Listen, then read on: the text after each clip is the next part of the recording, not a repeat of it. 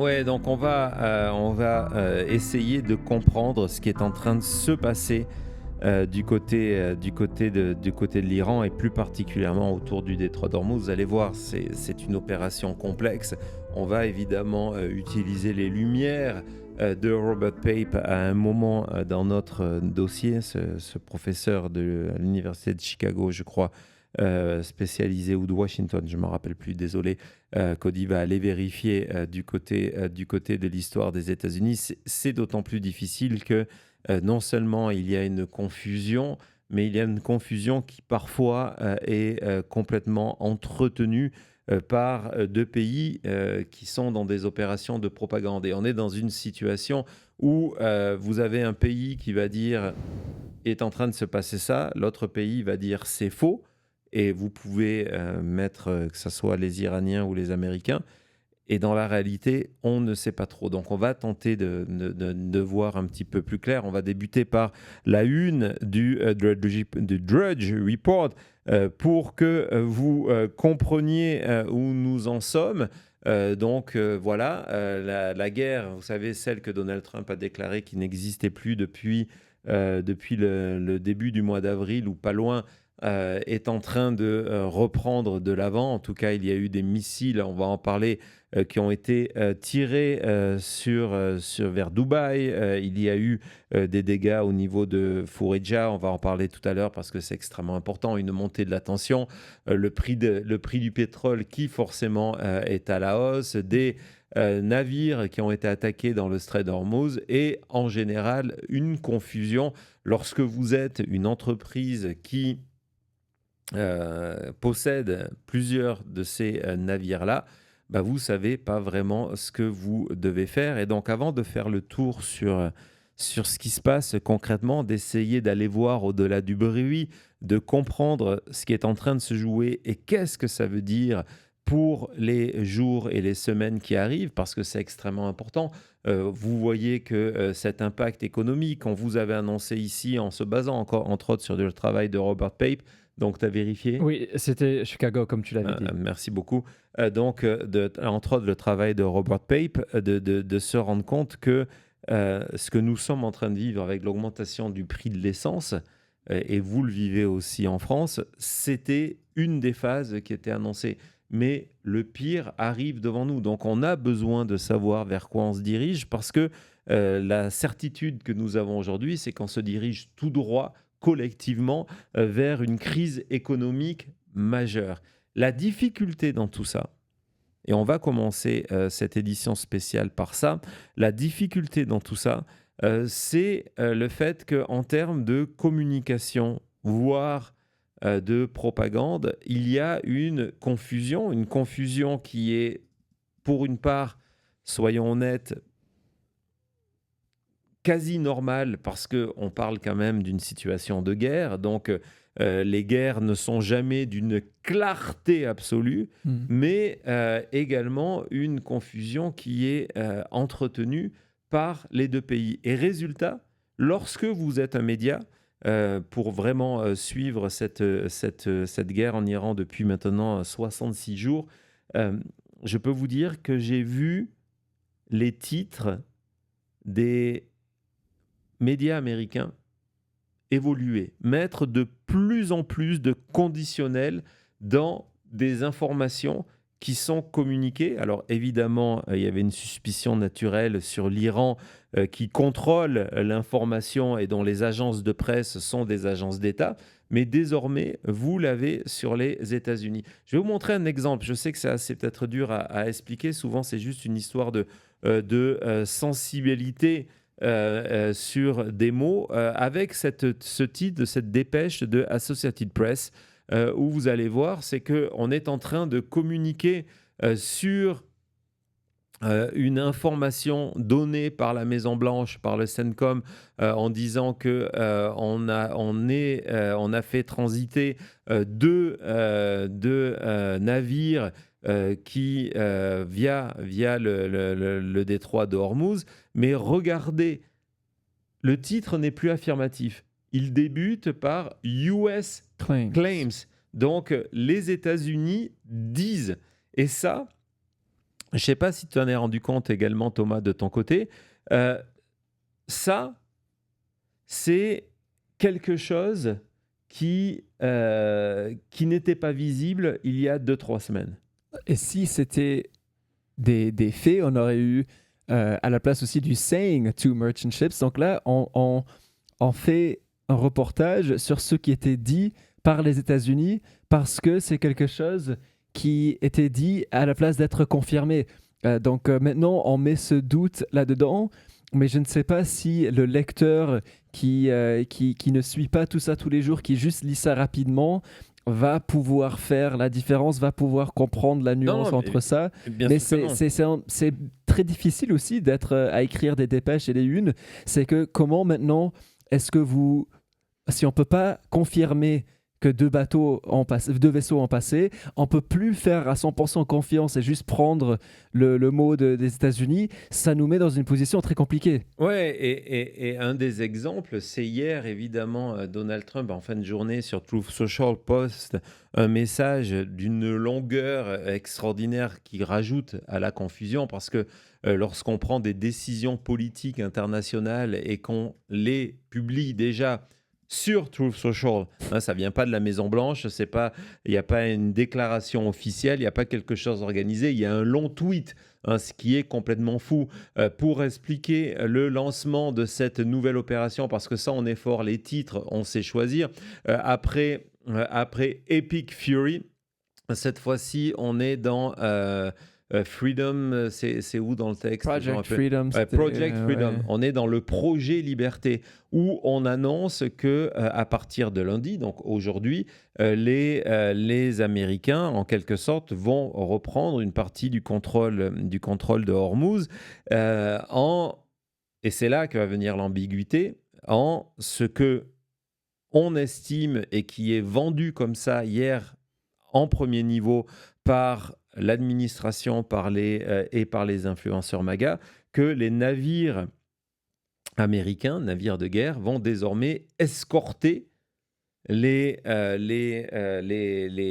cargos qui sont là, qui sont en attente pour des raisons humanitaires. Ils vont être désormais escortés au minimum sous la protection des États-Unis.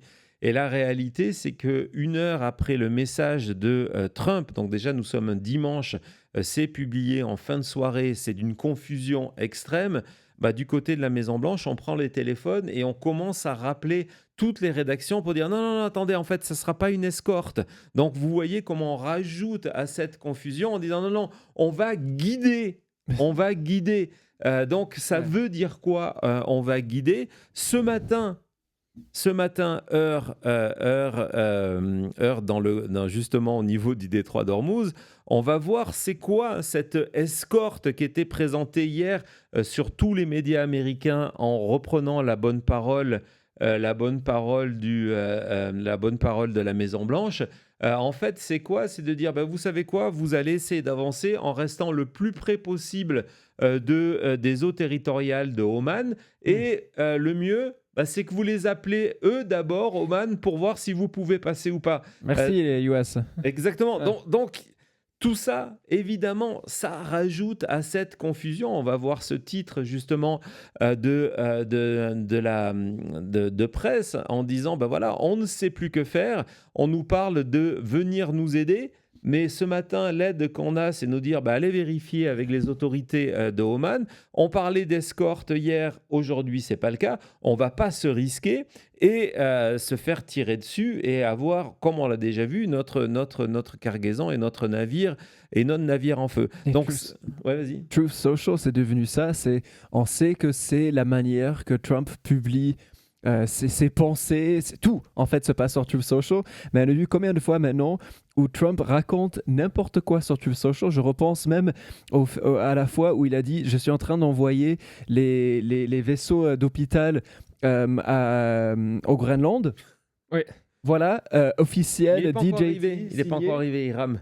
Non, mais vraiment, on est au même niveau. Trump tweet des choses, ou même pas Truth Social des choses. On est là, tout le monde, la planète entière essaye de s'adapter par rapport à ça. Et en fait, on apprend que non, il a raconté n'importe quoi. Et donc, c'est pour ça que, par exemple, sur tout ce qui s'est passé cette journée, à chaque fois que les États-Unis avancent quelque chose, donc cette utilisation du mot claim, ça Thomas a raison, pour l'essentiel du public, il n'y a pas la sensibilité de comprendre, mais au niveau des agences, on estime que du coup, on s'est couvert quelque part parce qu'on n'affirme plus, parce qu'à chaque fois que du côté du CENTCOM, on annonce quelque chose, on a des réponses de l'Iran qui disent non, c'est pas vrai. Alors, évidemment, je ne dis pas que l'Iran dit la vérité, parce que le problème, c'est qu'on ne sait plus. En disant, ben voilà, regardez, les États-Unis disent qu'il y a des navires qui sont passés. Du côté des Iraniens, on dit non, non, mais c'est faux, c'est un mensonge complet. Et puis, le problème où on perd de la crédibilité, encore une fois, sur le sens des mots, on va voir l'annonce officielle de CENTCOM, et vous allez voir. C'est ce qui rend, ça contribue en tout cas à faire douter de tout. Donc, vous avez une photo qui est non datée, on ne sait pas quand est-ce qu'elle a été prise. Donc déjà, c'est quelque chose de problématique. Mais pire que ça, c'est que vous avez ce texte donc pour annoncer que les 2 navires sont passés. Évidemment, on va dire que c'est faux, mais regardez le début de la deuxième ligne. Le début de la deuxième ligne de ce message du CENTCOM. On nous parle de Arabian Gulf. Le vrai nom, c'est le Golfe Persique.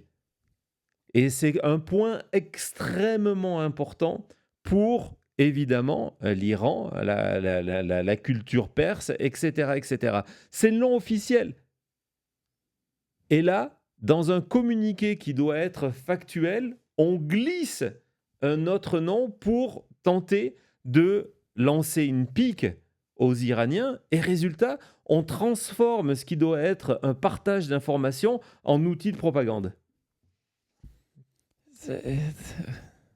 Non, exactement. Donc, c'est évidemment un des points qui est troublant. L'autre point qui est troublant, c'est que la communication de Trump, comme on vient de vous le dire, passe par Truth Social.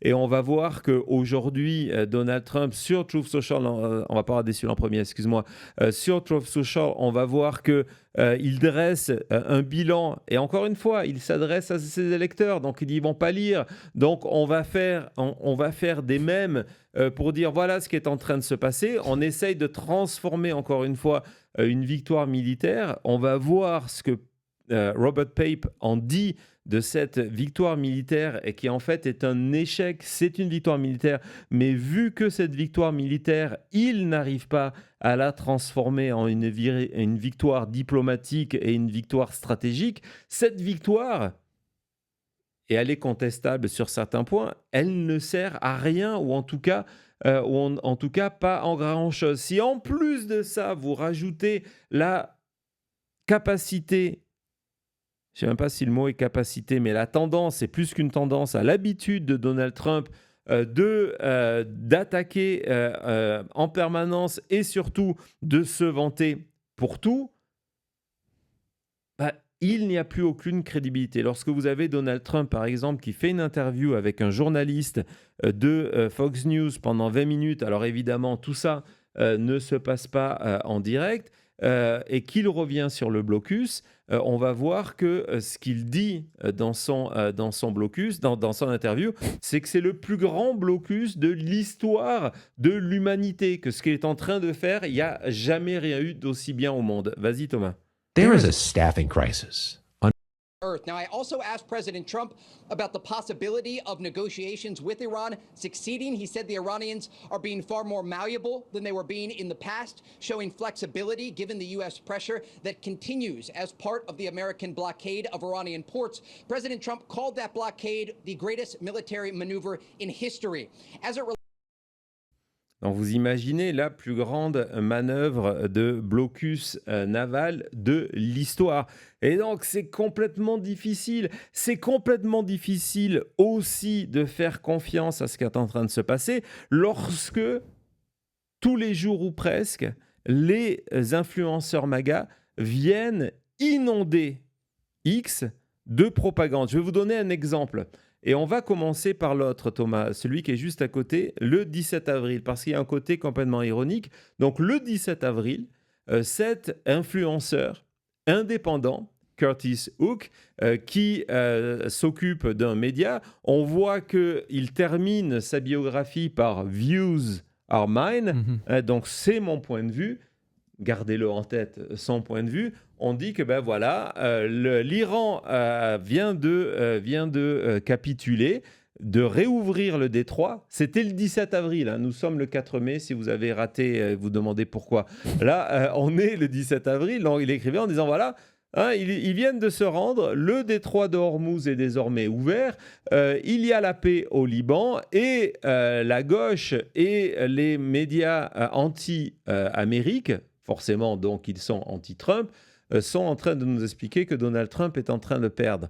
Donc c'est sa vue à lui, il a le droit, on respecte ça. Sauf que le même jour, lorsqu'on va regarder du niveau d'autres influenceurs, regardez, lui aussi, Owen Schroyer, qui est un des plus grands influenceurs, on est le même jour, il a ses propres vues, qui sont exactement la même chose, en nous expliquant que, apparemment, la guerre est en train de terminer. Tout ça, c'est retweeté par Megyn Kelly, quelqu'un qui a eu plusieurs millions de followers, en disant que voilà, elle va nous coûter 60 millions, etc., etc. Mais c'est en train de terminer. Et ça, c'est un problème. C'est qu'aujourd'hui, cette volonté de venir dominer le cycle médiatique, parce qu'on en est là, fait que nous, en tant que citoyens, on est dans une confusion. Quand ce matin, vous avez Scott Bessent, membre de l'administration Trump, ministre de Trump, qui vient de dire qu'il va annoncer ce matin en début de journée à Fox News que les États-Unis contrôlent désormais, maîtrisent, je pense que même le terme, je ne l'ai plus en tête, mais est encore plus fort que ça, le détroit de Hormuz. Vas-y Thomas. Now, I also asked President Trump. So we are saying the Iranians do not have control of the strait. We have absolute control of the strait. We have blockaded the ships going into or out of Iranian ports. Their economy is in free fall. And everyone says they have the high tolerance for pain. Well, their soldiers will not have a high tolerance for not getting paid. Donc voilà, on débute la journée en expliquant aux Américains qui regardent Fox News que nous avons un contrôle absolu de Hormuz. Alors que même plus tard, dans son Truth Social, Trump reconnaît qu'il y a eu un missile qui a été tiré sur un navire coréen. Alors là, c'est pareil, on va le voir, vas-y, c'est celui-ci. Ce Truth Social, c'est un moment extraordinaire parce qu'il reconnaît qu'il y a eu un tir après tout le reste de la journée en disant que ce n'était pas le cas et que nous avions le contrôle absolu. Donc on est en train de dire, OK, est-ce que vous aviez l'information plus tôt? Est-ce que vous nous mentiez? Et dans le même message, en gros, il vous dit qu'il n'y a pas de tir, quoi. Donc, il dit, voilà, alors, bien sûr, il dit à l'exception d'eux, mais les gens, ce qu'on va retenir la phrase, c'est « At this moment, no damage going through the strait ». Comme si tout le monde pouvait parler. Et donc, comme le font certains, et j'ai vu que Bluetooth, sur son compte X, avait partagé plusieurs fois, quand vous allez voir la carte du trafic, vous voyez qu'il n'y a rien qui a été passé. Autre moment où on rentre dans la confusion. Pendant des semaines et des mois, on nous a expliqué que, à part quelques vieux avions, et à un moment, le détail était de dire, ouais, les avions qu'ils ont, ils datent du début de la guerre du Vietnam, en gros, pour nous dire qu'ils n'ont absolument rien. Il n'y a pas eu de dégâts sur les bases américaines. Hein, il y a eu ce friendly fire, mais sinon, il n'y a pas eu de véritables dégâts sur les bases américaines. Et hier, le CNN fait un travail extraordinaire, on va en regarder quelques minutes, qui va vous montrer l'ampleur des dégâts, justement, sur les bases américaines. Vas-y, Thomas. So we are saying Camp Buehring, Kuwait. American soldiers enjoying a karaoke night at one of the biggest US military hubs in the Gulf. That was then. This is now. a once bustling American microcity in the desert, nearly empty and heavily damaged after a weeks-long barrage of Iranian missiles and drones. One of many U.S. military facilities in the oil-rich Arabian Peninsula, targeted by Iran even as the U.S. and Israel pummeled the Islamic Republic's large arsenal. So what impact have Iran's strikes had on America's footprint in the Middle East? A CNN investigation found evidence of unprecedented destruction. We can reveal that strikes damaged at least 16 U.S. installations across 8 countries. According to our analysis and sourcing, that's the majority of American military positions in the region, and some of them are virtually unusable now. A U.S. source familiar with the situation told us that they'd never seen anything like this at American bases, that these were rapid, targeted strikes using advanced technology. Iran's main targets?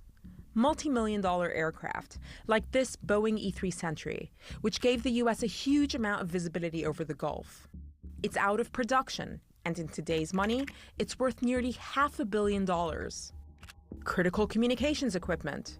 Look at these giant golf balls.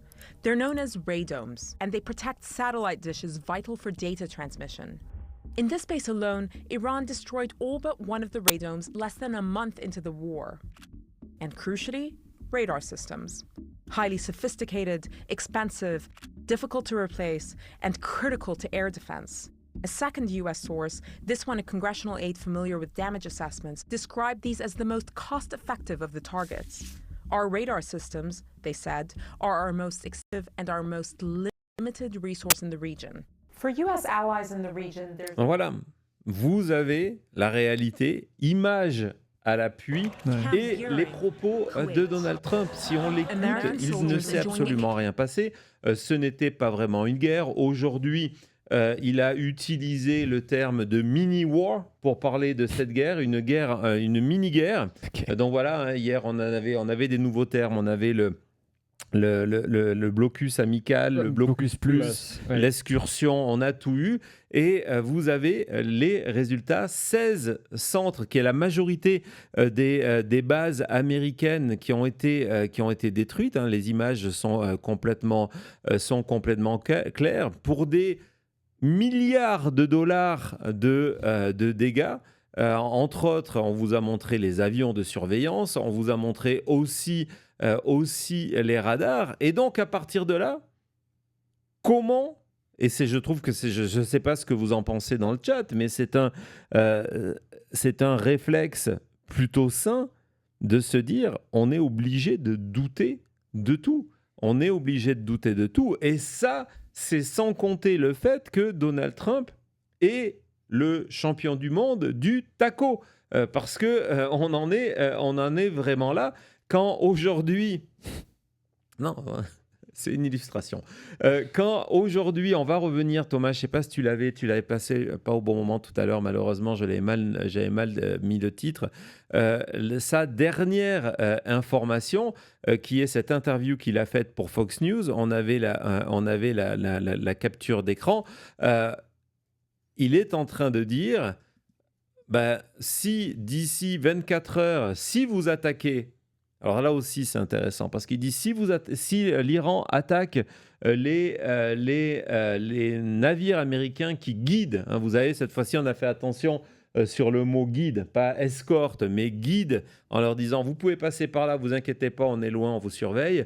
Résultat, il dit si c'est le cas, vous allez être détruits de la face de la Terre. On va écouter justement ce moment de Fox News, parce que comment écouter ce moment sur Fox News le lundi, où il est encore une fois en train de menacer l'Iran de destruction?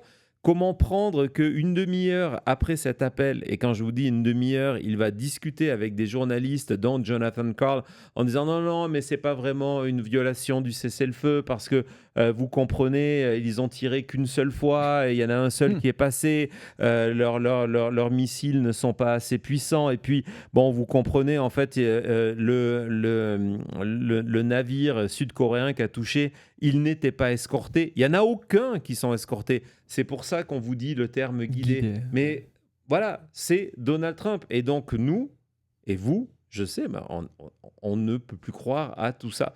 Vas-y Thomas. Camp Buring. Sandra, good afternoon. I spoke with President Trump for 20 minutes about the situation with Iran. He talked about Project Freedom and the U.S. efforts to guide vessels through the Strait of Hormuz, issuing a new warning to the Iranian regime, saying if the Iranians try to target U.S. ships in this area, they will be, quote, blown off the face of the earth. Remember, this was a project implemented by the Americans overnight to assist the hundreds of vessels that are currently trapped in the Persian Gulf. We're talking about more than 20,000 sailors.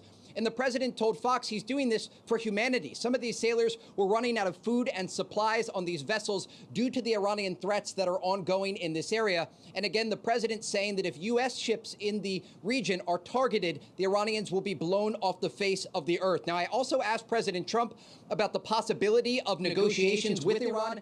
Donc voilà, donc évidemment, vous avez donc Donald Trump qui menace, qui donne des délais de 24 heures et dit si jamais ça se passe, mais ça se passe, regardez ce titre justement dans le Washington Post sur le fait que oui, regardez, hein, Trump, le titre exactement. est basé sur une déclaration officielle de CENTCOM qui dit exactement, Trump dit, et le Truth Social de Trump a été fait après ce titre-là, après cette déclaration, en disant voilà, là il n'y a pas de conditionnel, les Iraniens ont fait feu contre des navires américains dans le détroit d'Ormuz et c'est une menace au cessez-le-feu. Les attaques, donc tout ça est détaillé. Et Trump dit si jamais ça se passe, mais ça vient de se passer, le CENTCOM vient de le confirmer. Alors que plus tôt il disait que c'était faux et que les Iraniens disaient non, c'est vous qui mentez, c'était vrai. Voilà, regardez, si on va dans l'article, c'est très clairement sourcé. L'information, c'est une situation officielle du US Central Command. Et Trump dit, si ça arrive, on va détruire le pays. Et c'est pour ça qu'une demi-heure après, il est au téléphone disant, ouais, non, mais c'était, comment t'as dit tout à l'heure, une toute petite menace. Une toute petite menace, donc ça compte pas vraiment, quoi. C'est une menacette. Non, c'est fou, et on dirait que c'est Trump qui essaye d'établir une deuxième réalité et il espère que les Américains vont plus écouter sa réalité où rien d'Américain a été touché. 16 bases, on n'en parle même pas. 14 soldats ou plus, on dit rien. Voilà, écoutez ma réalité, c'est que j'ai tous les cartes en main, je contrôle le détroit d'Ormuz et je suis prêt à effacer un pays si jamais il bouge une oreille. Et la réalité de la chose, en fait, c'est le contraire. Ouais, alors cette réalité, comment on peut aller la trouver? C'est que il y a par exemple des rapports officiels sur les incidents dans le détroit de Hormuz qui sont faits par l'organisme qui est en charge du trafic maritime. Et donc regardez pour la journée d'aujourd'hui, ou plutôt dans la journée on disait il ne s'est absolument rien passé. Vous avez deux incidents de navires qui sont en train de brûler. Alors peut-être c'est une forme de combustion automatique, j'en sais rien. Mais en tout cas, regardez, ce sont deux rapports officiels. Donc il se passe des choses. Il y a du côté des Émirats arabes unis des alertes qui ont été publiées dans la journée. Regardez, je vous ai pris ça là parce qu'elle est aussi elle est aussi en anglais. Ça, c'est la deuxième. Il y a eu d'abord, on va y revenir dans quelques secondes, ces attaques sur Fallujah. Mais voilà, c'est très clair. Leurs systèmes de défense sont en train actively engaging with missiles. Donc, ils sont en train de combattre des missiles. Donc, lorsqu'on vous dit, attendez, frère, il n'y a plus de guerre parce qu'on n'a plus tiré un coup de feu depuis le 7 avril. On dirait une guerre, ça. C'est aujourd'hui. Ouais. Des vaisseaux qui se font attaquer, des missiles qui volent dans d'autres pays, des bases détruites. Je sais pas, hein. Moi je suis comme l'autre hier, I don't know the definition of war. Je connais pas la définition de la guerre, mais si je la connaissais, ce serait ça. Non, c'est exactement ça. Et c'est pour ça d'ailleurs que plus tard dans la journée, le ministre de l'Éducation a dit que les écoles étaient suspendues et que tout le monde passait en cours à distance jusqu'au moins la fin de la semaine.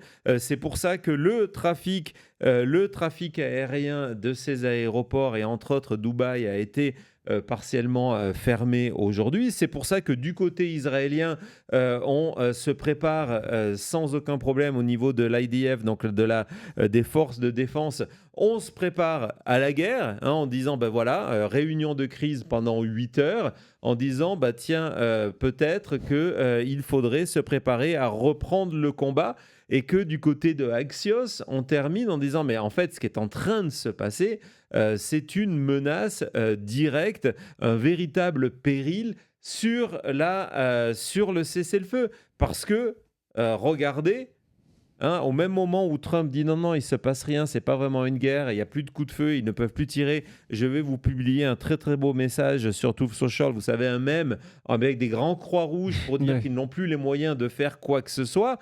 Vous avez les Émirats Arabes Unis, it under attack et sous attaque. C'est la situation réelle. Et donc, dans cette confusion, en plus de ça, aujourd'hui, on va en parler dans quelques secondes. On va voir d'abord tous ces navires qui attendent à l'entrée de Hormuz. Les photos datent de ce matin. On va juste, on attend. Donc c'est pour ça que Donald Trump dit que c'est une opération humanitaire, parce qu'il faut aller nourrir ces équipages-là, parce que ça aussi d'ailleurs c'est un autre problème. Et donc vous voyez, c'est qu'on attend parce qu'on ne peut pas avancer. On ne peut pas avancer, tout le monde est bloqué, donc c'est pour ça qu'on est arrivé à faire ces photographies-là. Et puis on va... Avant, évidemment, de rentrer dans Robert Pape, on va parler de ce qui s'est passé aujourd'hui du côté de Fujairah. Je vais vous expliquer ce que c'est. On va commencer par regarder ensemble cette vidéo parce que, là encore, si on en croit la Maison-Blanche, ils n'ont pas commenté sur cette attaque en particulier. Tout va bien, tout est sous contrôle. Et c'est des petites menaces qui ont été faites. C'est pas très grave. Parce que sinon, s'ils attaquent, demain... Je les efface. Mais le problème, c'est qu'ils font. Et comme Donald Trump ne peut pas aller à ce niveau-là, on préfère ignorer. Vas-y, Thomas. Sandra, good afternoon. I spoke with President...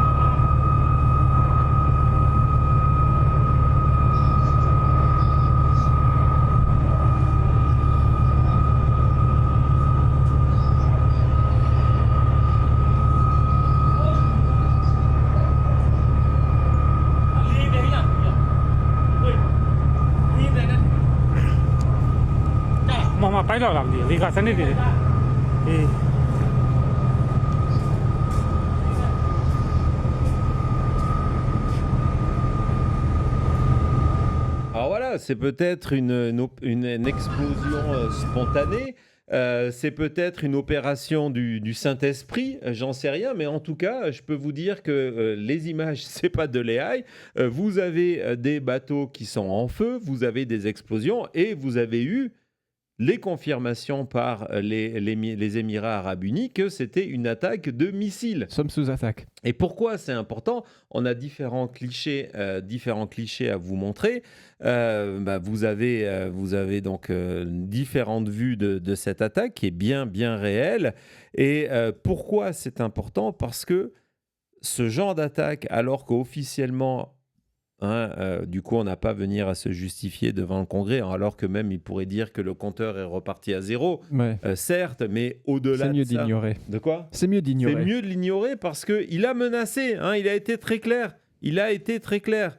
Si jamais ils font ça, je vais les nettoyer, je vais les supprimer de la face de la Terre. Ils sont en train de le faire. Pourquoi c'est important ? Parce que ça a eu un effet immédiat sur le prix du pétrole, donc sur le prix de l'essence.